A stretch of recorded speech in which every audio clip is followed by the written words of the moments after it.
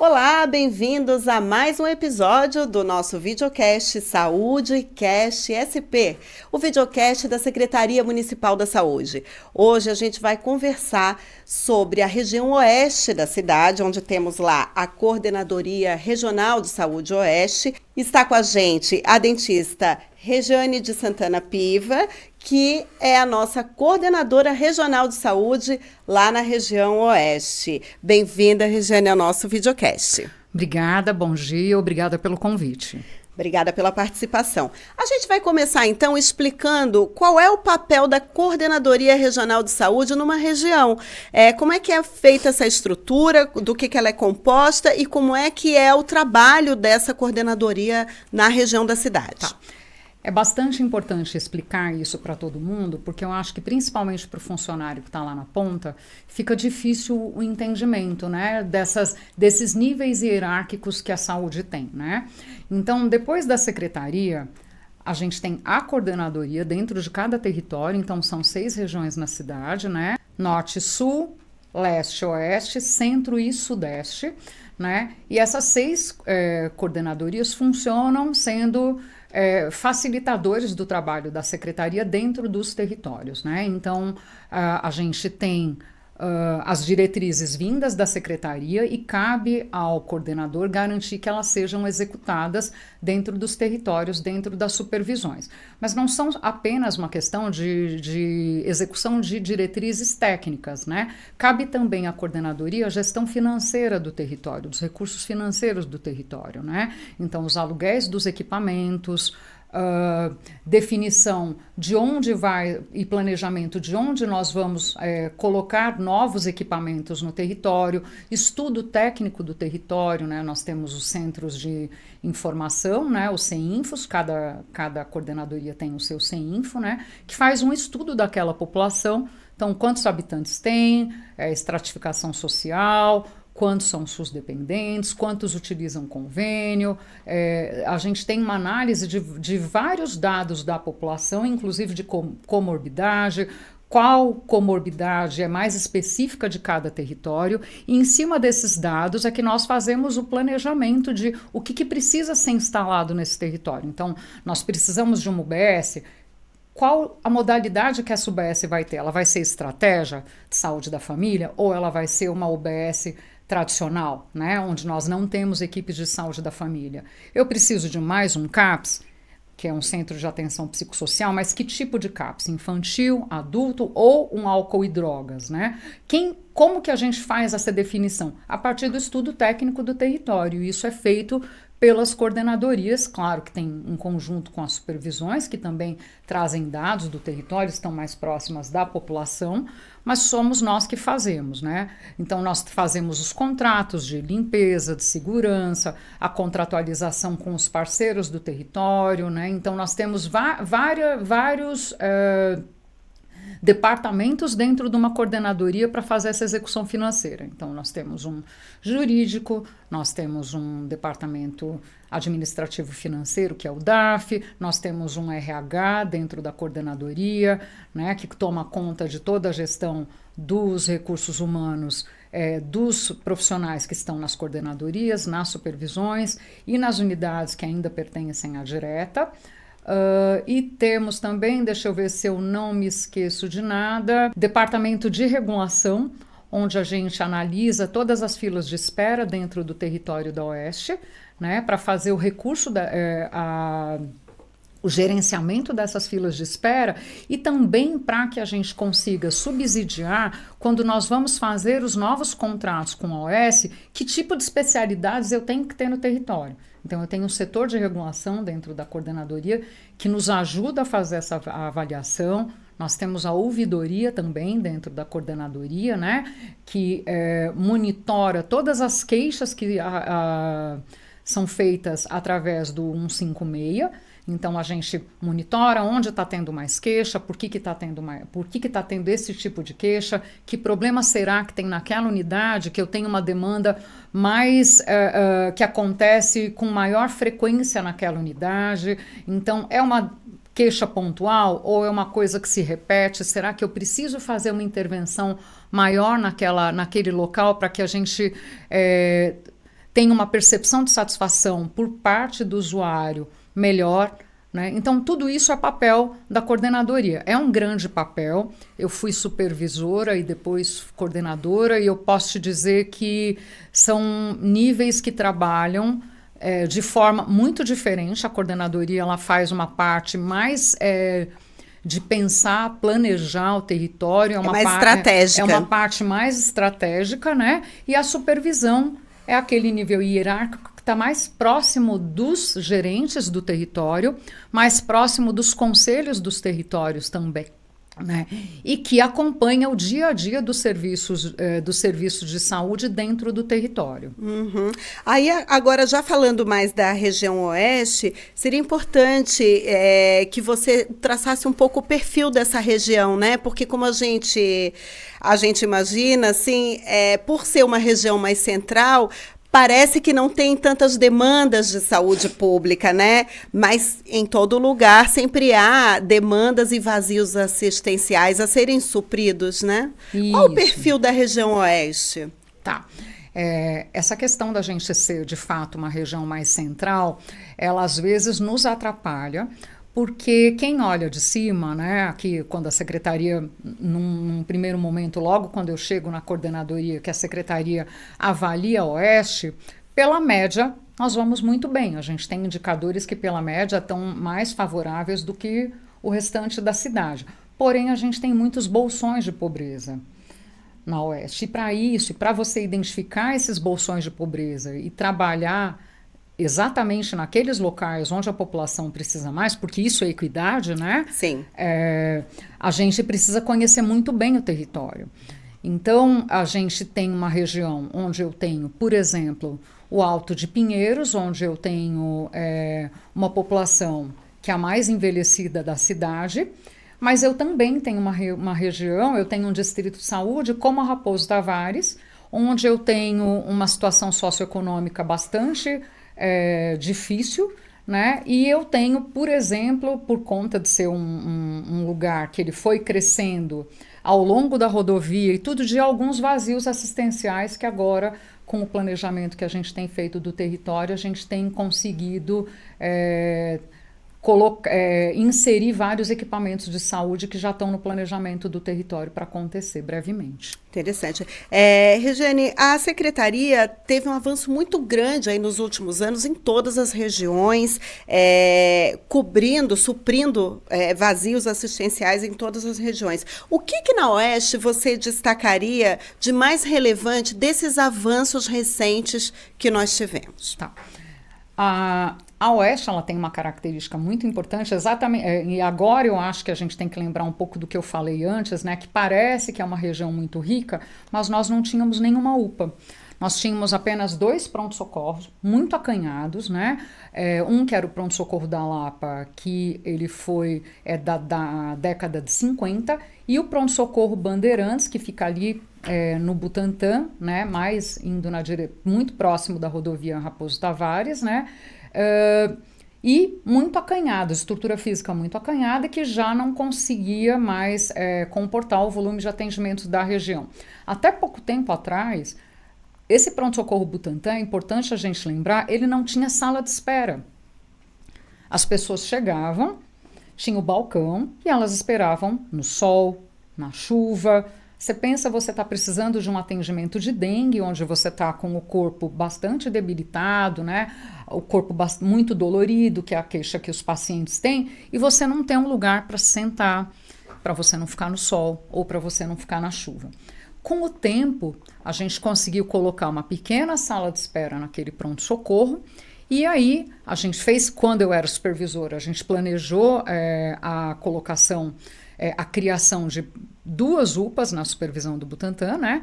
Então a gente ia remodelar todo o PS Band para que ele se transformasse na UPA Butantã e a criação da UPA Rio Pequeno também no território, aqui mais próximo da Avenida Rio Pequeno, da Escola Politécnica, né? Então, o que a Oeste avançou, que eu acho que foi fundamental nesses últimos anos, foi a gente construir uma UPA na frente de onde era o pronto-socorro da Lapa, que é uma UPA moderna, que nós temos 10 leitos de psiquiatria. Nós fizemos no planejamento dessa UPA todo um trajeto específico, porque nós atendemos ali 6 cadeões em Pinheiros, né? E todas essas pessoas privadas de liberdade, elas iam buscar atendimento nessa UPA. E para o paciente que está ali, criança, idoso, é muito difícil você estar ali, de repente chega um agente com de segurança, de longo porte, né? Eu não sei o nome do armamento, mas acho que são aquelas armas longas, né? Ali aguardando junto da sala de espera com toda a população. Então essa UPA ela foi pensada porque era uma demanda do conselho, nós atendemos essa demanda, então hoje essa pessoa privada de liberdade, ela tem um caminho especial dentro da UPA, ela sobe por um outro elevador, ela não fica em contato com o resto da população, o que eu acho que tranquiliza a população que está lá dentro e também tranquiliza o agente público que está acompanhando essa pessoa privada de liberdade, né? Claro. Isso foi até reconhecido pelo próprio Estado. Eles foram até a nossa UPA Lapa para fazer uma visita. E eles gravaram também uma matéria lá dentro da UPA, que ainda não saiu, mas está para sair. Eu fico muito feliz porque isso é um reconhecimento do cuidado e do planejamento que a gente teve no território, tá? Então, a UPA Lapa, ela é uma UPA muito diferenciada em relação às outras UPAs da cidade, a maior UPA da cidade, né? Porque exatamente a gente tem agregado a tudo aquilo que tem numa UPA, que é o clínico, o pediatra, a ortopedia, a odonto 24 horas, que tem em todas as UPAs agora, esses leitos psiquiátricos. Então, a UPA Lapa, sem dúvida, foi um ganho enorme. A UPA Rio Pequeno também vem compor agora a nossa rede de urgência e emergência no território, junto com a UPA Lapa, né? Ontem, inclusive, eu visitei essas duas UPAs e elas estão funcionando muito bem e dando atendimento de suporte muito importante no território. E nesse momento a gente está em construção da UPA Butantã, que era onde antes ficava o pronto-socorro Band. A UPA Rio Pequeno ela não tem 10 leitos de psiquiatria como tem a UPA Lapa, mas na UPA Butantã a gente já conseguiu colocar no planejamento, então o Butantã, que antes não tinha nenhum leito psiquiátrico, vai ganhar 10 leitos psiquiátricos na UPA Butantã também. Então, a gente tinha no território praticamente 32 leitos de atendimento em clínica médica, tirando os 10 leitos de psiquiatria, e nós vamos para mais de 70 leitos. É bastante, entendeu? Um avanço então grande. A gente mais que dobra o atendimento do território, né? E com qualidade, com lugar, com ambientação adequada, com ar-condicionado, né? A pessoa está abrigada da chuva, está abrigada do sol, com ambiência, né, que é para proporcionar conforto para quem aguarda. Sem falar nos mini labs, né, os laboratórios que agilizam muito esse processo de diagnóstico, muito, né? Muito bem lembrado. Regiane? Hoje a gente tem em todas as UPAs os mini labs, né, e a gente tem aí uma média de retorno dos exames dos pacientes em torno de 1h30, 1h, alguns podem demorar um pouco mais, até 2 horas, que é um tempo de liberação de exame muito bom. Né? E isso, com certeza, agrega muito na qualidade do serviço prestado pela UPA. Com certeza. Sobretudo em situações de aumento de casos de dengue, por exemplo, tem sido um case praticamente, sim, né? Acho que o Minilab é certamente um case de sucesso. Hoje, no Minilab, é uma estrutura que já fica dentro da UPA, o processamento dos exames é feito dentro da UPA, né? Então você elimina o tempo do trajeto desses exames, né, para o laboratório. Os profissionais estão ali o tempo inteiro, 24 horas, né? E você também ganha qualidade, porque essa amostra de sangue, como ela não tem esse tempo de trajeto dela até um outro local, ela fica muito melhor para você trabalhar e processar. Então você ganha no tempo, ganha na qualidade, certamente ganha na satisfação dos usuários, e para os profissionais é muito melhor. Você tira aquele paciente de dentro ali, você tira aquele volume de pacientes que estão aguardando na UPA, porque você consegue fazer ele girar mais rápido dentro do equipamento. Então é um avanço bastante importante. Legal. Tem uma outra coisa que também é muito importante falar, que não é uma questão que só acontece na Oeste, mas que foi o projeto Infarto, onde a prefeitura ela compra né, uma medicação, então, que antes ela não era... Os trombolíticos, e os trombolíticos, né? Que elas não eram... não faziam parte da medicação de UPA e que hoje a gente tem e que você consegue reverter o infarto quando ele chega em tempo hábil dentro das UPAs, e a gente tem tido bastante sucesso nesse tipo de atendimento desses pacientes que têm infarto na rede. Isso é muito importante falar. É importante, inclusive, porque isso é uma estratégia do município de São Paulo, né? Essa medicação é adquirida pelo município para que a gente consiga reduzir aí sequelas e morte de pacientes por esses acidentes cardiovasculares, né? Isso, é uma iniciativa do município que já está sendo reconhecida, inclusive, pelo Ministério. Com certeza. Eu queria falar, então, vamos falar também de tecnologia, né, Regiane? A gente tem aí, dentro do programa Avança Saúde, um ganho muito grande a gente teve, né, nos últimos anos, do ponto de vista de inovação tecnológica e mesmo de práticas de procedimentos na rede, né? O que você destacaria na Zona Oeste e na rotina de trabalho no território, diante desses avanços que a gente conseguiu, que a gente conquistou, o e-saúde, né? O aplicativo e-saúde? Eu acho que a tecnologia, ela vem para ficar. Quem não usa bem a tecnologia vai ficar para trás, e foi um acerto muito grande do município ter feito essa opção por inserir cada vez mais a tecnologia dentro das estruturas de planejamento, como coordenadoria, supervisão, e nas UBSs, né? Por quê? Para o planejamento é importante porque você tem o dado ali muito na hora em que ele acontece. Você consegue ter uma ferramenta de gestão muito importante. Você consegue, por exemplo, agora a gente está utilizando um sistema de acompanhamento dentro das unidades no território, que é o SARA, né? Que eu consigo fazer as visitas em todas as unidades, monitorar, e depois eu tenho um panorama, por exemplo, qual unidade que eu estou com... Vou dar uma coisa bem básica, por exemplo, que a minha placa da unidade não está boa. Eu consigo saber todas as placas de todas as unidades a partir das visitas que as pessoas fazem. Antes não, eu dependia de cada um ir fazer uma visita e depois eu tenho que olhar um por um, o relatório de um por um. Agora a gente vai conseguir, com essa melhora de tecnologia, colocar, dar um comando e saber todas as unidades ao mesmo tempo como estão naquele quesito, né? É um questionário longo que a gente faz de avaliação das unidades, né? São mais de 249 itens, se eu não me engano, né? Então você vai, quando o gestor vai na unidade, o supervisor, ele vai com a equipe dele, ele vai item a item vendo esse questionário, né? Depois ele vai colocar esse questionário dentro desse sistema, já vai com o tablet, claro, que é outra inovação, né? Já vai com o tablet, já joga tudo lá dentro, né? E depois eu tenho uma ferramenta de gestão muito importante. Outra coisa que a tecnologia traz é, por exemplo, o agente comunitário de saúde ter um tablet onde ele vai fazer as visitas e vai colocar isso no tablet. Importantíssimo, né? Isso é importantíssimo, né? Porque você facilita o trabalho. Ele está ali na hora em que ele está acompanhando aquela família, né? Então, você tem aquele dado vindo muito mais fresco, com uma qualidade que, se ele vai ver a família e depois ele vai chegar a fazer o relatório, pode ser que ele esqueça alguma coisa que está ali chamando a atenção dele naquele momento e que é importante para o diagnóstico daquela família, né? Para a regulação é importante, por exemplo, a gestão das filas de especialidades da cidade. É muito importante a tecnologia. Eu sou de uma época onde a gente fazia a regulação contando um a um quantos encaminhamentos.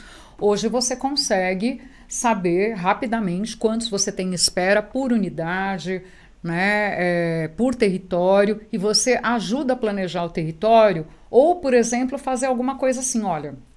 Dá um exemplo, a minha fila de oftalmologia está muito grande lá no Butantã, talvez, e lá eu não tenho mais espaço para aumentar alguma coisa. Será que talvez eu não precise aumentar um profissional num outro, na Lapa, por exemplo, para eu ir trabalhando essas filas?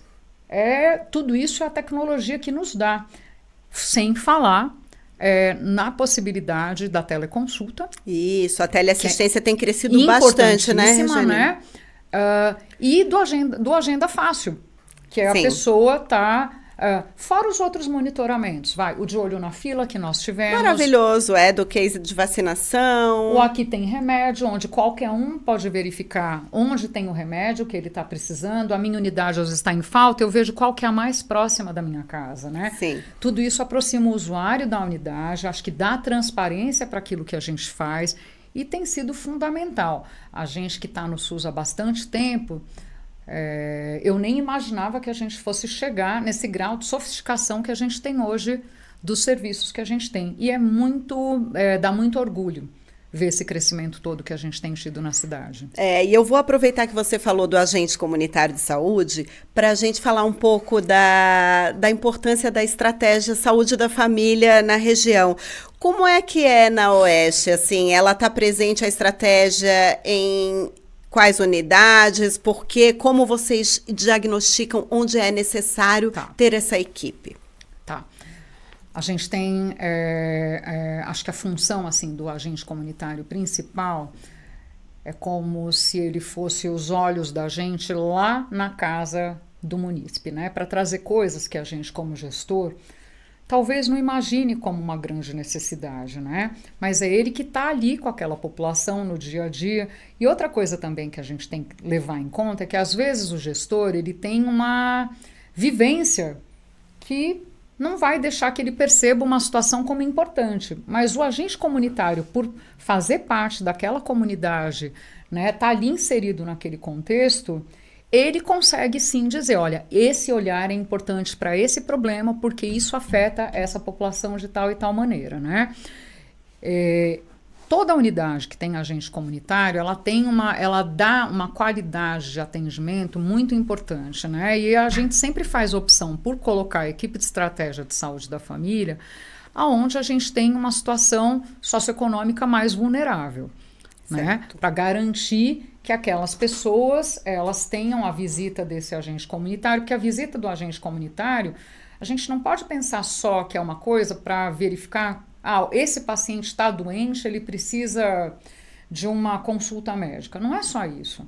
O agente comunitário, ele vai orientar, ele vai educar, né? É muito importante ele faz essa ponte, né, da família com a unidade de referência, ele vai, olha, a questão da dengue, o senhor tem que olhar isso daqui todo dia, o senhor não pode estar olhando isso de vez em quando. Então, ele também tem um caráter educativo dentro do território muito grande, né? E isso acontece também porque, como ele faz parte ali, ele dá... as pessoas confiam nele. Sim. Né? E isso é importante para trazer aquela informação que a gente precisa para fazer a gestão do cuidado daquela população lá. Temos equipes de estratégia na Lapa Pinheiros? Também temos. E as pessoas às vezes pensam, lá não importa tanto, né? Mas aí é que eu acho que a gente precisa ter um olhar... As necessidades em saúde da população, elas têm mudado. A Lapa Pinheiros, por exemplo, a gente tem muitos idosos nas casas que às vezes estão desassistidos. Pessoas que foram perdendo poder econômico ao longo do tempo, se aposentaram, que hoje às vezes não podem pagar convênio, e que estão utilizando o SUS, né? E que às vezes vê naquele agente, que ele confia, porque está indo sempre lá, aquela ponte que ele precisava para primeiro, que cardápio de serviços é esse que o SUS tem. O que o SUS consegue me dar? Como era uma pessoa que era utilizadora de convênio, não sabe. E o que a gente tem é muito bacana, que eles se surpreendem com o tanto de serviços que a gente pode oferecer. No SUS, é verdade. O programa de acompanhamento de idosos, as EMADs, a distribuição de fraldas, o programa de automonitoramento glicêmico, onde a gente fornece as canetas de insulina e as tirinhas de insulina. Mas o SUS é tudo isso, né? Muito mas mais. Vocês têm tudo isso? Temos tudo isso, né? E é muito bom trabalhar sabendo que a gente tem caminhado na direção da qualidade. Sim, né? E quando você fala de proximidade do SUS com a população, essa gestão valoriza muito a participação social, né, Rejane? Vocês têm uma participação social bastante grande lá na sua região, na região oeste, e tem uma história, inclusive, associada a um equipamento de saúde muito importante, que é o Sorocabana, que você mencionou, né? Sim. Acho que assim, a participação social, ela, para o gestor, ele tem que fazer essa conversa. Nem sempre é uma conversa fácil, né? fácil é você fazer uma conversa com todo mundo que concorda com você. Quando você vai falar com o controle social, a primeira conversa que a gente tem com eles, olha, quando vocês vêm aqui como conselheiros, vocês têm que esquecer um pouco aquela ideia de que você está pedindo alguma coisa que é importante só para você. Você tem que se despir dessa ideia, né? E começar a olhar em conjunto, para em conjunto com todo mundo que está aqui na reunião do conselho, trabalhador, usuário, né, e gestor, decidir o que é melhor para o território. Às vezes o melhor para o território não é fazer aquela coisa que aquele conselheiro está ali insistindo pontualmente. Às vezes o melhor é um outro passo anterior. E isso é difícil nas relações com o conselho. Mas são conversas que a gente tem se empenhado para fazer. Os supervisores são muito atentos às demandas do conselho, né? Há uma disponibilidade o tempo inteiro de fazer essa conversa, de ir nas unidades, de ir nas reuniões dos conselhos, inclusive das unidades, verificando, né? Eles ficam muito próximos, por exemplo. Agora nós estamos num momento em que praticamente todas as UBSs da Oeste, elas sofreram alguma reforma. Então, os conselhos, eles têm lá no Oeste uma comissão chamada de Comissão de Acompanhamento de Obra. A supervisão do Butantã tem a dela, a supervisão da Lapa Pinheiros. Então, eles querem ir acompanhar a obra. Eu quero ver como é que está. A gente liga para a engenharia da obra e fala, olha, dia tal, porque precisa ter capacete para todo mundo. E eles vão, explicam, mostram a planta. E agora eu vou falar do Sorocabana, que é uma questão que o conselho, desde que houve o fechamento do equipamento no território em 2010... tem trabalhado muito, tem solicitado muito em todas as gestões daquela época até agora para a reabertura do hospital. Né? E era muito difícil para a população entender por que esse hospital, que é tão grande, bem localizado, histórico, um símbolo no território, né? Por que ele está fechado? Mas por que vocês não fazem nada aí? Né? Porque tinha uma questão legal, né, entre Estado e a Prefeitura, que a gente precisava avançar esse trâmite jurídico para finalmente conseguir dar um destino para aquele local.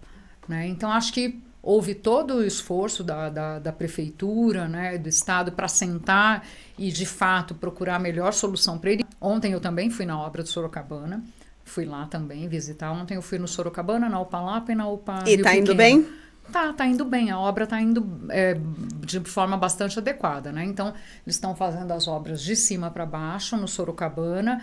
Nessa obra, a gente tem que sempre lembrar que era uma estrutura antiga, esse hospital ele foi inaugurado em 56, né? Então, você tem que ver toda a parte de encanamento, de elétrica, né? As normas técnicas que eram utilizadas em hospitais naquela época não são as mesmas que a gente utiliza agora. Né? Elas mudaram, houve avanços. A própria Covid fez com que a gente mudasse muitas normas técnicas, né? De espaçamento entre leitos, o que tem que ter em ar-condicionado e outras variantes mais. Né? E o Sorocabana ele já está sofrendo essa reforma, trazendo tudo que de mais moderno tem para que a gente ofereça ao final da reforma. Ela está prevista a entrega para 2027, 250 leitos gerais para a população, acho que de toda a Oeste, e é um símbolo muito importante para aquele território, por conta de que praticamente toda a população da Lapa, Pinheiros, nasceu ali. Muitos dos médicos com quem a gente conversa trabalharam ali, né? O próprio secretário de saúde trabalhou naquele hospital logo quando ele se formou, né? Então ele tem uma simbologia muito grande, um local muito bem localizado, que vai certamente atender o Oeste e acho que outras regiões que necessitarem no nosso território. E a abertura desses leitos, ela significa mais. Logo no começo você me pergunta, o que era importante para o Oeste? Primeiro, UPA. Eu não tinha onde receber o paciente de urgência e emergência. Mas depois que eu recebo o paciente de urgência e emergência, onde eu ponho esse paciente? Eu ponho esse paciente no hospital. E nós não temos nenhum hospital que seja dentro do território, hospital geral, que seja nosso. Nós temos o HC, que não é da Oeste. O HC é do município, do estado, do Brasil e da América Latina, porque a gente recebe gente de todos os lugares. É uma grande referência, É uma né? grande referência. Nós temos o HU, que está ficando cada vez mais com a porta restrita, e nós temos o hospital e maternidade Mário Dene, mas ele tem um outro caráter que é a maternidade. Então, acho que a entrega do Sorocabana vem coroar todo esse esforço de planejamento que a Secretaria vem fazer em melhorar a rede de urgência e emergência e finalizar com a entrega de leitos do território. Além da entrega do Sorocabana, também a gente vai ter na outra ponta, lá no Butantã, a expansão de leitos também do Mário Dene. Então, a gente vai passar a ser uma coordenadoria que não tinha nenhuma UPA, com 3 UPAs, sem nenhum leito, a não ser os 55 leitos do Sorocabana que a gente abriu na pandemia, com leitos hospitalares que vão dar suporte para a Oeste e para a cidade. E por falar em pandemia, a região oeste da cidade teve um grande protagonismo num capítulo que rendeu para São Paulo o título de capital mundial da vacinação em meio à pandemia de Covid-19. Eu vou deixar você contar essa história de forma resumida, mas que mostre esse caráter, essa relevância da região oeste nesse processo que colocou São Paulo, projetou São Paulo para o Brasil e para o mundo todo como capital da vacina. Então, ficou a cargo da Oeste, num primeiro momento, fazer a gestão dos drive-thrus do Pacaembu, que foi o primeiro grande centro de vacinação, né, que fora dos equipamentos de saúde a ser implantado. E o Pacaembu, ele ia ser o primeiro grande em tudo, pela localização, pela simbologia dele dentro da cidade de São Paulo, né, e porque ele foi inaugurado num dia onde as UBSs ainda não tinham começado a vacinar, né. A gente sabia naquele momento que ia ser muito importante, assim, não podia nada dar errado, porque todos os olhos estavam em cima da gente. A gente tinha diversos equipamentos de imprensa no Pacaembu, os equipamentos de imprensa, a vacinação começava às 7, os equipamentos de imprensa começavam às vezes a chegar às 5:30 da manhã, lá, né? No primeiro dia nós vacinamos 4.000 pessoas, no primeiro dia nós tínhamos 6 tendas de vacinação para vacinar, no segundo dia nós ampliamos para 12 tendas de vacinação, porque a gente viu que a demanda era muito grande. E o desafio não foi só esse. Como no primeiro dia a gente viu que a gente estava vacinando, assim, a gente não dava conta de vacinar e assim, a fila nunca acabava de carros. A gente sai do Pacaembu às 3 horas da tarde, a equipe ficou lá trabalhando até às 9 horas da noite, e nós vamos para o Hebraica montar um segundo drive-thru de vacinação de um dia para outro no Hebraica, né? Para dar suporte para o Pacaembu. Então, o Pacaembu, num primeiro dia, até para diminuir as filas de espera e etc e tal, vacinou 4.000 doses. No segundo dia, então vejam bem, em um dia, nós tivemos um dia para abrir um segundo ponto de vacinação no Hebraica, né? Nesse segundo dia, no primeiro dia de funcionamento do Hebraica, ele já vacina 1.000 doses. E aí o Pacaembu cai para 3.000 doses. A gente vacinou mais rápido, né? Então as filas demoravam menos no Pacaembu, porque naquele primeiro dia de vacinação a gente tinha fila de 6 horas de espera para vacinação. Lembrando que essa população era idosa, né? A gente começou vacinando os pacientes de 90 anos, né? Então, você pensa, não tinha muita gente na cidade nessa faixa etária, foram todos para lá. A gente tinha que disponibilizar sanitários químicos ao longo do trajeto ali do Pacaembu, inclusive em algumas ruas próximas. Abastecimento de água, foram tudo coisas que a gente teve que pensar na hora da montagem, né? Conversando com GCM no dia para organizar fluxo, com o Estado para fornecer a água, né? E a gente conseguiu ir transpondo todos esses desafios. Abrimos o Hebraica, que também foi de um dia para outro. Nós chegamos lá no Hebraica e ele falou, o que você precisa? Eu falei, eu preciso de 6 tendas, eu preciso que você vá demolir esse muro. Eu falei, mas não vai dar tempo. Para que hora você precisa? Eu falei, eu preciso para amanhã, 7 horas da manhã. 7 horas da manhã vai estar pronto, Regiane. No dia que a gente chega com a equipe lá, Né? No primeiro dia de Hebraica, eles vacinaram dentro do estacionamento do Hebraica. No segundo dia do Hebraica, eles já tinham montado a estrutura para a nossa equipe trabalhar. Né? E aí a gente foi ampliando. Nós vacinamos também no Paulistão, no Clube Paulistano, que também cedeu, quis fazer parte, falou: ó, nós estamos aqui, nós estamos disponíveis para ajudar.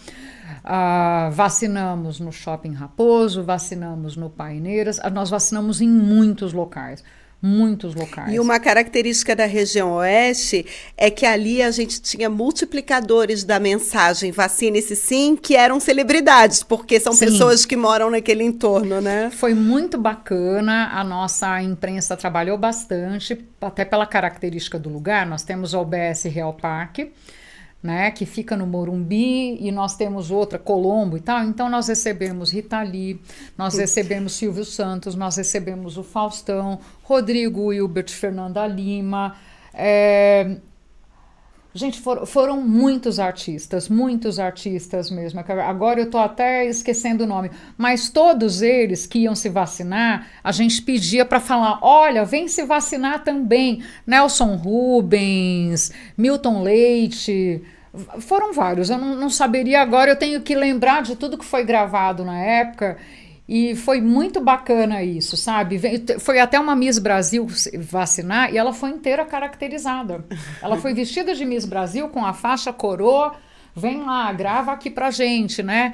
Então isso foi muito importante, muito né? Muito bacana isso, porque é um pessoal formador de opinião e que estava ali junto com a gente, fazendo esse convite muito importante para a população. É isso aí. E em saúde pública os desafios nunca se esgotam, né, Regiane? Eu queria que você colocasse aí do presente, né, do agora para frente, o que você considera aí os grandes desafios da saúde na região oeste da cidade de São Paulo?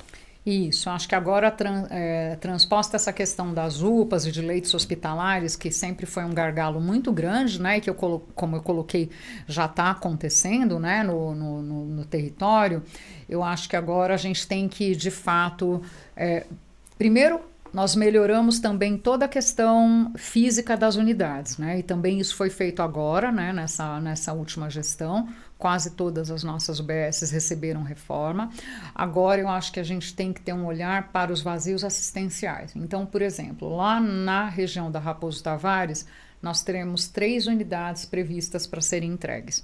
Uma que já está pronta, a gente só está esperando a finalização da empreiteira da sala de odonto, né, para dar sequência, mas assim que a empreiteira der ok, a gente já pode entrar e inaugurar.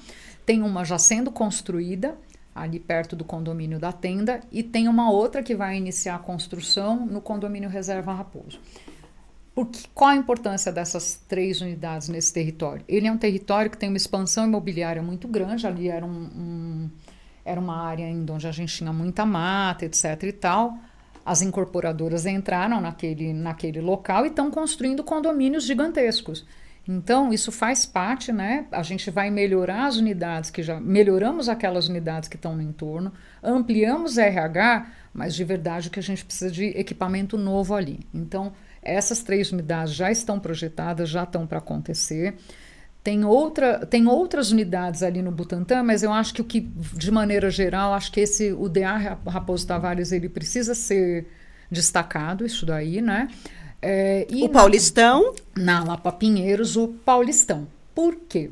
Onde antes era o pronto-socorro da Lapa, nós vamos fazer uma reforma de ampliação ali daquela estrutura que antes funcionava o PS da Lapa, mas tem que fazer uma reforma adequando para o presente, né? Não dá para deixar aquele local com as características de 1950, né? Então, nós vamos levar as especialidades que hoje funcionam no HD do Sorocabana para aquele local, né? Também está planejado ali um centro de especialidades da mulher naquele local e uma ótica popular. Nós estamos ainda em estudo avaliando se o ser que hoje também fica dentro do Complexo Sorocabana, a gente consegue também transpor para aquele lugar. E aí a gente vai ter o Paulistão da Oeste. Qual a importância do Paulistão ser naquele local, ali na Queiroz Filho, né? Da Queiroz Filho, eu atravesso a Ponte de Jaguaré, eu estou no Butantã. Então, eu consigo atender o pessoal do Butantã, ele está muito bem localizado para atender essa população, e eu atendo com tranquilidade a população da Lapa Pinheiros, né? Lá eu já tenho uma UPA Lapa, eu já tenho uma UBS Alto de Pinheiros, que tem já ali dentro da UBS um PAI e um MEMAD. Eu tenho um centro de referência da dor, né? E aí eu vou ganhar mais esses outros equipamentos. Um centro de especialidades, um centro de exames da mulher e uma ótica popular e avaliando ainda se cabe ou não ali colocar um ser também naquele local. Né? E aí a gente fica ali com um polo bastante potente dentro do território do Oeste e que vai ser muito bem-vindo e vai coroar com chave de ouro, acho que todos os esforços em saúde que a gente tem feito no território. Fora as outras coisas que fazem parte do dia a dia. Ampliação de CAPS, que a gente tem procurado no Butantã, né? Remodelamento de unidades. Então, não são só essas coisas. Essas são as coisas que eu estou dando destaque aqui. Mas tem muito mais aí para vir, porque saúde não termina, né? Não acaba. Gostaria de agradecer a tua participação no videocast aqui da Secretaria Municipal da Saúde. Regiane, foi um prazer recebê-la e ter tão boas notícias da região oeste, da CRS Oeste. E obrigada a quem acompanhou mais esse episódio do Saúde Cast SP. Até já!